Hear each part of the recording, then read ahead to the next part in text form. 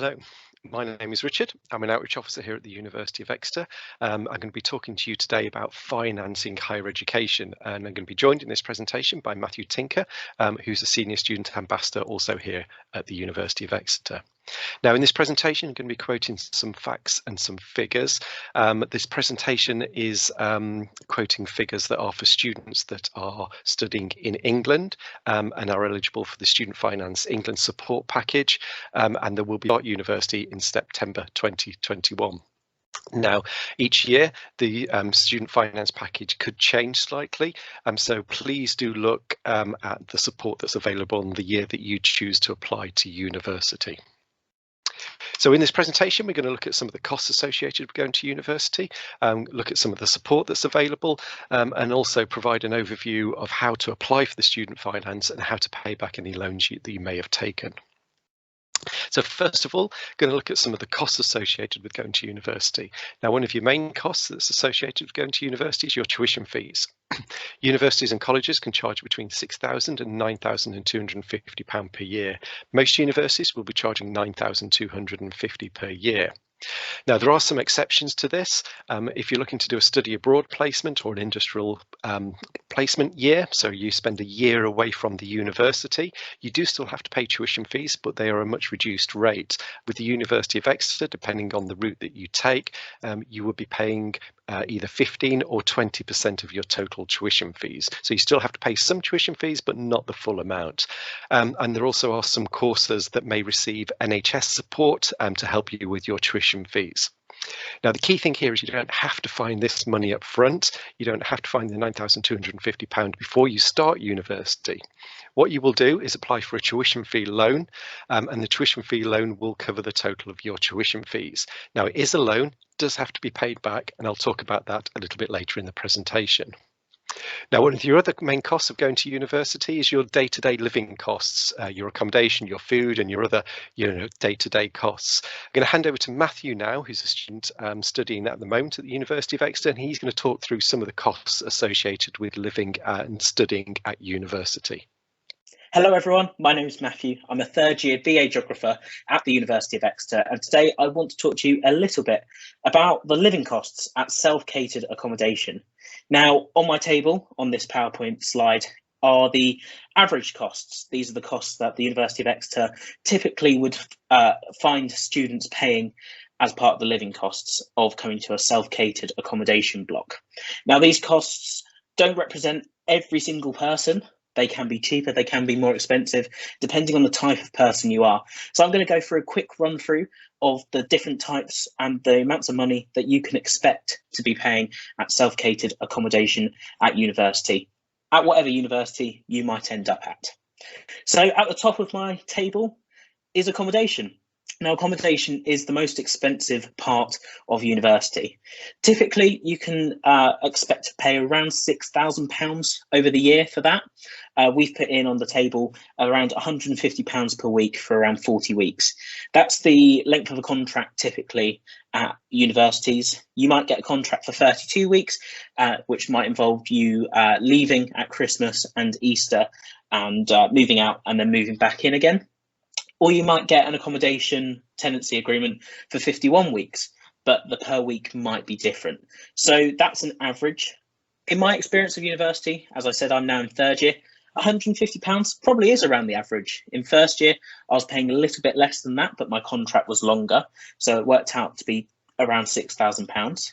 In second year, my per week cost was a lot lower than that. It was around £110 per week. But I was in a contract for 48 weeks. So you can see, if you want to do the quick maths there, we're back around the £6,000 mark once you've factored in bills and everything like that. So £6,000 is probably a good figure to have in your head when you're thinking about the costs of accommodation at university. Now, the second point on our table here is books and equipment. Now, as a BA Geographer at the University of Exeter, I actually haven't really paid for books and equipment because a load of our resources are available through our library. Now, these are all digital resources or the books that you can physically take out of the library as well. So £300 probably is quite a lot, but depending on what course you're on, you might have to factor that into your costs. I know some of my friends who are doing a law degree do have to spend a fair amount of money on books and equipment. So not all courses have the access to resources like we do in geography. I'm just using geography as an example because that's what I'm studying, but maybe that's something you might want to factor in when you're planning to budget for university. Next up then is food. Food can cost quite a bit of money depending on where you shop. So in first year, I typically shopped online at a supermarket because I was fairly far out of town. That meant that I could budget. That's how I felt. It worked out for the best, really, because I was able to go online, do all my shopping, and really budget what I actually wanted. Perhaps I could sneak in and put something else in, or I could equally take something out when actually I had been out the night before and spent a little bit too much. One top tip: don't go food shopping when you're hungry, because you will put an extra few things in your basket that when you come to getting home, you're just like, oh, why did I get that? It's one of those things where actually food shopping is really where budgeting comes into its own. And I'll talk about that later on in today's presentation. Now, clubs and societies are our next point on this table. Clubs and societies can, on average, cost probably around £300. Now, that's quite a high estimate. I haven't paid anywhere near £300. However, I'm not part of many sports societies. The sports societies tend to be the ones that are more expensive. I'm actually part of our on-campus radio station, Expression FM, and that this term, because we're in the year that is coronavirus when I'm recording this, that's cost me around £5 this year because we're not really going into the studio as much as normal. But typically in a normal year, I'd expect to pay around £10 for my membership throughout the entire year. So it really does depend on what clubs you want to be part of and as to how much you'll be paying for that. But it's something certainly that you should probably factor into your budgeting. And most students' unions at the University of Exeter, we call our students' union a students' guild. Most students' unions have a website where you can go in and have a look at how much the society or club you want to join will cost. So you're welcome to do that perhaps after today's presentation, to go on to the university students' union that you want to perhaps investigate more and see what's the cost of their radio station, for example. Clothes, that's another thing that you should think about when budgeting for university. I've been really lucky. My parents have always got me some clothes before I came to university, and I typically just wear jeans and a t-shirt wherever I go, really. Clubbing, especially down in Exeter, you can get dressed up, but you don't have to. And I found that's really quite nice because it means that I can just go out and feel comfortable with whatever I'm wearing, and I'm not having to buy a brand new shirt every week to stay on trend. But then equally, that's something you might want to do depending on where you go to university. So clothing certainly is something you might want to factor in to your budget. Next up then is something you probably haven't even thought about. It's a TV license. Now, a TV license can typically cost around £155 for the entire year. And a TV license then is something that you need if you want to watch live TV or BBC iPlayer. If you simply want to just watch online streaming services such as Netflix, Amazon Prime Video, Disney Plus, to name a few, you won't need a TV license. But for companies such as BBC iPlayer, you will need a TV license in order to watch live TV. And exclusively for BBC iPlayer, when you're streaming UK television, you need to have a TV license to watch TV on demand when using BBC iPlayer. Whatever year you're watching this, make sure you're staying up to date with all the legislation so that you're definitely conforming to the TV license standards. So you can have a look at their website if you want a TV license, but it's something you definitely need to think about because you don't want to get fined if you're found to be cheating the system, really. So that's something you might want to budget if you want to watch TV. Some accommodation blocks will actually provide you with a TV license within your rent. So if you know you really want to watch The Chase on a Wednesday afternoon, maybe that's something you might want to consider when choosing your accommodation. I don't know, but definitely something you need to at least be aware of. Travelling home then is another big cost that you should probably factor into your budget. To get home for me, it's probably around £40 for the train once it's door to door. So I typically don't really go home that much. But one thing that I have found is really good is having a 16 to 25 rail card. I actually got one free with my bank account. The freebies that banks give students when they're signing up for a student bank account can be fantastic. So it's definitely worth, once you've got your offer and it's results, then you know that you're coming to whatever university you've got into, make sure you have a look at student bank accounts, as you can get some really great deals. My rail card is valid for 4 years. I think it's worth something like £70. And I got it completely for free. So it's definitely something you want to think about. But also travelling home, you might be able to share a lift with your mates. You could perhaps get the coach, or if you're lucky and your parents are coming down on holiday, well, you might be able to get in the back of the car. That's what I did last year. My parents really love going down to Cornwall, and Exeter is on the way back home for them. So I got in the back of the car. So make sure you're travelling smart, travelling safe as well at the moment. Make sure you've got your masks at the ready, hands, face and space, and let's all stay safe. Next up then is toiletries and haircuts. This is something, as you could probably tell, I need at the moment. It's not because I don't have enough money, it's just because I need to go and get it done and I haven't quite had the opportunity to yet. But it's something certainly you need to factor into your budget, because haircuts can be fairly expensive. And the typical haircut at university can be around £10 to £15, and make sure you show your student card. My student card is in the back of my phone. It's with me wherever I go, just in case they have a student discount that I can take advantage of, and that would be great. So next up then is telephone and internet. Typically, internet will be provided to you depending on which university you go to. Most universities in the UK will use something called EduRoam. This is a free Wi-Fi service that you could log into at any university. So me at the University of Exeter, I could go to my sister's university and using my Exeter login, get into their Wi-Fi. So normally internet isn't really an issue, but phone contract perhaps is something that you would want to get on, so that you can bring home or bring whoever you need to. You can get some really good deals, especially because you're a student. So make sure you have a look at price comparison websites, because you can get some really great deals. I was paying something like £5 a month for a SIM-only deal, especially because I was thinking about going abroad for a year abroad. That didn't happen because of the coronavirus pandemic. But I'm still on a really cheap deal, so I'm not going to cancel that anytime soon, because I'm saving a lot of money. But it's definitely something you need to factor into your budget when you are planning to come to university. Now, social life then. Social life, it says here approximately £35 a week to budget, and typically an average student would spend just over £1,000 on their social life. Now, this really does depend on who you are, and it also depends on the circumstances. This year, as you can imagine, is the coronavirus year.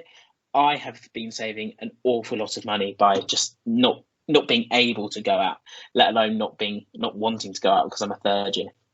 So in a typical year at Exeter, so forget about coronavirus for a minute, clubbing is something that quite a few people do enjoy doing. Typical entry prices in Exeter range from £1 on Quids In to £5 to get into a club called Timepiece. So that's something you might want to budget. And then, of course, the costs associated with going out. But you don't have to go out. Going to university doesn't mean you have to start drinking at all. That's absolutely fine. Over coronavirus, we've really seen lots of innovative ways of socialising in a safe way. So what me and my friends have started to do in our rule of 6 groups, and not with multiple households, is just go on walks. They can be really nice and freeing for your mind and help with your mental health as well. And they're free of charge. You might want to go and get a picnic or something, a meal deal from a shop maybe, or you could prepare it yourself. Social life has really changed, and who knows where we're going in the future with social life. But in a normal year, cinema, what other things do I do? Go to the pub, lots of different activities. And with all of that, you can definitely try and get some vouchers. I've got Meerkat Movies on my phone. So that means I can get 2-for-1 cinema tickets on a Tuesday and Wednesday. It's things like that that can really just save you a little bit of money every now and again. And you know what? Everyone loves saving a little bit of money. So then finally, something to consider, and something that I don't have to worry about this year because I should be graduating in July, is a house deposit for next year. Typically, housing deposits are around £400, and you will need to pay this depending on the cycle at your university. But when I was in first year for my second year house, I had to pay £400 around January. So what that means is you need to budget it in line with your student loan payments if you're eligible for a student loan, or perhaps with the amount of work you're doing over that period of time, because you will need to put down a deposit depending on where you live. And hopefully at the end of your tenancy, you should get that money back, because at the end of the day, it is a deposit. But the deposit's there, so if you break something or you do something negative to the house, it's there to protect the landlord. But equally, if you're entitled to your £400 back, definitely try and get it back, because it's your money at the end of the day. It's your £400 or however much it is, but it's certainly something you need to budget and plan for.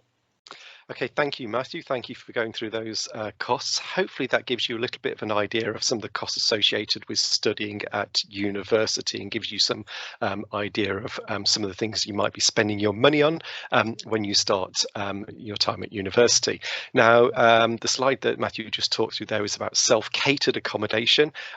This gives you an idea of catered accommodation. Now, the only changes on this slide are the accommodation costs, which are slightly higher, and the food, which is slightly lower. Now, catered will include your usually your lunches and dinners, so it reduces your food costs down slightly because you're already receiving that through your catered accommodation contract. Now, how do you support this? Where does this money come from? Now, I've got a table here. I'm going to talk through some of the support that's available from the government and from Student Finance England. You can take out a tuition fee loan and a maintenance loan. So we've got a table here that shows you the type of funding that's available, the amount, whether it's repayable or non-repayable, which means whether you pay it back or whether you don't have to pay it back, and whether it's means tested or non-means tested. Now, means tested means that Student Finance England are looking at household income. Non-means tested means they're not looking at household income. When we talk about household income, it's the household where the student permanently resides. If parents are separated, they would be looking at the household income of where the student is a permanent resident. If parents are separated, but there is a partner living in the property where the student permanently resides, that household income will also be taken into consideration. So the first thing we've got here is the tuition fee loan, and that can be taken out to the full amount of £9,250. It does have to be paid back, and it's not means tested. Anybody can take out the full amount of tuition fee loan regardless of household income. Then we've got the maintenance loan up to £9,488. Again, it's repayable. It does have to be paid back. And this is means tested. So this is based on household income. So Student Finance England will make an assessment based on the student's household income, where the student is permanently resident, and they will make assessment on the amount of maintenance loan that's available. The higher the household income, the lower the amount of maintenance loan that's available. So the system is geared up to provide more maintenance loan to support to students that come from a lower household income families. And I'll give you an idea of what that looks like on the next slide. So when you hear the term student loan, what we're talking about here is the tuition fee loan and the maintenance loan grouped together, and these become the student loan. So in terms of that support, that support for living costs through the maintenance loan, this is what it would look like based on the household income thresholds. So household income of 25,000 or less will be entitled to the full amount, which is the 9,488. As the household income increases, the amount of maintenance loan that's available decreases. As you get to the household income of 70,000 or over, you're looking at a maintenance loan of 4,422. So again, this works on a sliding scale. It's bracketed for the purposes of this presentation, but it works on a sliding scale. So as you can see, the maintenance loan is geared towards supporting students from low household income families. Looking at other support that's available, we've got support from universities. Some of this is means tested and some of this is non-means tested. It's all non-repayable, so you don't have to pay it back. First of all, we've got fee waivers and bursaries. Now, fee waivers being reduced or no fees at all, and bursaries being financial support to help support students through university. Now, this will be means tested. It will be based on household income. So again, universities providing money to help students that come from lower household income families to support through university. Then we've got scholarships for academic excellence and scholarships for music and sports. So if students excel in a particular area, they may be able to apply for a merit or an sports or a music scholarship to help them with their continue their sports or their music during their time at university. At the University of Exeter, we have a very prestigious sporting scholarship that helps students compete at a national and international level. These scholarships have to be applied for, so you do need to go onto university websites, look at the eligibility criteria, and see whether it's worth submitting an application. Some of these scholarships can be quite significant pots of money, so if students do excel in a particular area, either academically or through music or sports, it is worth looking to see whether it's worth submitting an application for one of those scholarships. There are some scholarships, such as the University of Exeter's music scholarships, for example, where you don't have to have a prior kind of knowledge and experience of music, but just a commitment to music. So it is worth looking to see what is available. Now, these are non-means tested, and so they're not based on household income. We do have scholarships for specific schemes as well, which are non-repayable and are usually means tested. So quite often, if students have been involved in widening participation or outreach programs with the universities, it may be if they choose to go on and study at that particular university, there may be some financial support to help support them when they start their studies. Now, it's always worth looking as well at university to see if they're offering anything specific that particular year that you're looking to apply.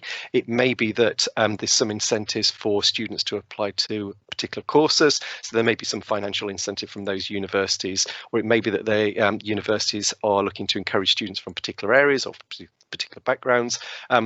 So again, there might be some financial incentives available. So it's always worth checking at the universities you're interested in to see what their support package is for that particular year, because it will change quite often year on year. So in terms of a bursary, this is what we offer at the University of Exeter in our Access to Exeter bursary. At the top here, you've got the household income brackets of under 16,000 and 16 to 25,000. And these are the amounts that would be available each of those years. And again, this is money that doesn't have to be paid back. It's to help support students with their studies, and this money can be spent on whatever a student likes. If a student is classified as a care leaver, and the definition of a care leaver does vary, but we've got that published on our University of Exeter website. So with the University of Exeter, as a care leaver, you would receive a full fee waiver, so not pay any tuition fees at all, and also receive additional support for accommodation costs during your time of your studies. So we're going to have a look at some of the other support that is available both from universities and from other sources. I'm going to hand over to Matthew again, who's going to talk through the next slide. Hello again, everyone. I'm going to go through some other financial support that you could get whilst you're at university.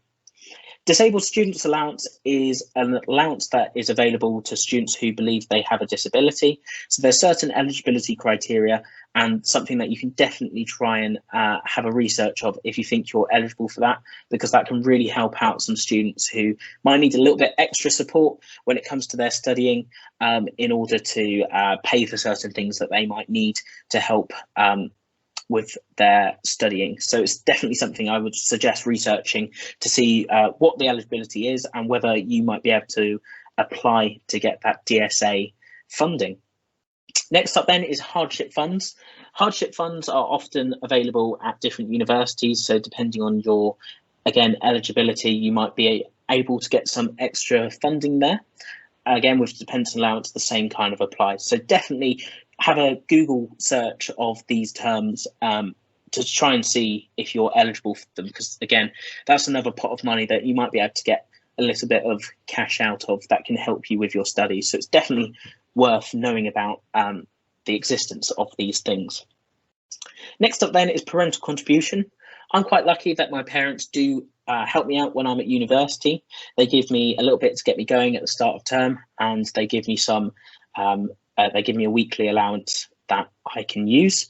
My student loan doesn't actually cover the entire cost of my accommodation. I'm on the lowest student loan because of my parents' personal circumstances. I'm sure we've talked about student loan throughout this presentation already, so I won't delve into that. But yes, I'm very lucky that my parents do contribute. But where my parents uh, when my parents' contribution stops is when it's me just having fun. So they won't be buying me pints at the pub. Let's put it like that. So that's where my part-time employment comes in. I'm a student ambassador at the university, which is a job. It's a part-time job, so it means that I can balance it against my studies, and it's something that I really enjoy doing. I really love giving presentations like this. When when the world goes back to normal, I'd love to get back out onto the road, going to schools, going to different places around the UK, and talking about all the great things at university. So part-time employment then is something that all of us could try and use to get some more cash for our student fun, but it's something you don't have to do. Remember, you can do it during term, you can do it outside of term, but you don't have to have a part-time job at university. You might wish to have a couple of extra pennies in the bank, but it's not something that's mandatory. Next up then is savings. So before coming to university, quite a few of my friends took a year out, had a full-time job, and had accumulated quite a lot of money that they put in savings, full well knowing that they were about to come to university. Again, this isn't a necessity. Everyone has different circumstances. Everyone will probably spend different amounts of money whilst they're at university, but perhaps having a savings pot might put you in good stead for your years at university. So it's certainly something to think about. Even putting a little bit of money away every month, if you can, might be a good idea. And then there's charities and trusts that you might be eligible for some of their grants. So again, it's worth having a look at whether you can try and get some money out of one of their pots to try and help you with your studies. And last up is the study abroad travel grant. I was supposed to be going abroad in the normal year that would have been 2020, and if you're eligible, and this depends on your parents' income, you might be able to get some financial support when you go abroad, in addition to your normal student finance loan. The grant is non-repayable, so that means it's free cash essentially, and that can help you out with the cost of vaccinations, for example, the cost of flights, and that kind of thing. All of this information might change over time, but this is something that is currently on offer to students who go abroad for a certain period of time. But if you want to have a more in-depth look at what the study abroad travel grant looks like, I definitely recommend going to the government website and having a look at that. Okay, thank you, Matthew. Now we're going to look at paying back your loan. So as we say, you've got the tuition fee loan, you've got the maintenance loan. You group those together and they become your student loan. So how do you pay back your student loan? Well, the key thing here is you don't have to pay this back until you're earning 27,295 per year. So what happens is you graduate around June, July time, then you don't make any repayments until the following April, the new financial tax year. So at that point, the government will look and see what your earnings are. And if you're earning over the 27,295 per year, then you'll start making repayments. If you're not, you won't make any repayments at all until you are earning the 27,295. Once you start earning that salary, that 27,000, then your repayments will kick in. The more you earn, the more you pay. The less you earn, the less you pay. If your salary drops below that 27,295, you don't make any repayments until your salary reaches the 27,295 again. There is interest attached to this, and it is variable. There's interest attached from the moment you take out the loan during your university studies, and the amount of interest you pay once you graduate depends on your salary. So as your salary increases, the amount of interest you pay. If your salary decreases, you pay slightly less interest on that as well. Key thing here also is that after 30 years, the balance of the loan will be written off. So regardless of how much you owe, after 30 years, the loan will be wiped. So in terms of repayment, this is what it looks like. If your annual salary is 27,295 or less, you make no monthly repayments at all. As your salary increases, you start paying a little bit more each month, and up to 60,000 there, you've got total repayments of 245, but you can afford to pay that because you're progressing well on the career ladder, you're earning a good salary. So as you're earning, say, around 30,000 per year, your total monthly repayments are only around £20 a month. It's a very small amount you're paying back on this. So as your salary increases, you pay a little bit more each month, but you can afford to do so. Should your salary drop below the 27,295 for whatever reason, you don't make any repayments until your salary reaches that 27,000 again. Then the repayments start kicking in. So it's a very, very affordable way of paying back your student loan. So how do you apply for the student finance that's available to you? Well, any student finance that you're applying for through the Student Finance England, which is the maintenance loan and the tuition fee loan, you would apply through gov.uk/student finance. That's your main portal for any information about student finance. There's some really helpful information there for parents and for students as well. And the government will also provide all the latest updates in terms of student finance there first on the gov.uk website. Your application form is also there. It's also all online, very similar to the UCAS application, that you complete all your personal details, who you are, where you're choosing to study, and parents and carers need to provide evidence of household income as part of this process. When we talk about household income, that is information for the prior tax year. So anybody that's self-employed will have that information ready and available. Now, in terms of your application, it opens from between March and May 31st. Now, it does vary each year on the date that it opens, so it doesn't open at a particular date each year, but it's usually around the start of March each year. And the deadline being May the 31st. After that date, if you get your application in late, there's no guarantee that you will get your money in your account when you start in September. So I would strongly encourage to get the application done, completed as soon as you can, as soon as the application's open, which is due to be in early March. Now, when you complete your application, you do need to put in the universities that you're thinking of choosing as your firm and your insurance. And it may well be that you've not had all your offers back yet, or perhaps you haven't decided yet which is going to be your firm and which is your insurance. Don't let this hold up your student finance application. Just put down which you think it's likely to be your firm and which is likely to be insurance. All you need to do then is go into your student finance portal and update your university choices when you do decide which is going to be your firm, which is going to be your insurance. There's no need to wait until you've made that decision to submit your student finance application. We're aware that things quite often change on A-level results day. You might end up going to different universities to those that you put down as your firm and insurance when you put your student finance application in initially. That's absolutely fine. You just log back into your portal and update which universities you are going to. So please don't let that hold up your application. There's lots of information out there. I've put information up there for all the different regions across the UK. If you're based in England, you'll be looking at gov.uk/student finance, and that really is kind of the main portal to go to find all the latest information that's available for student finance and also submit your application.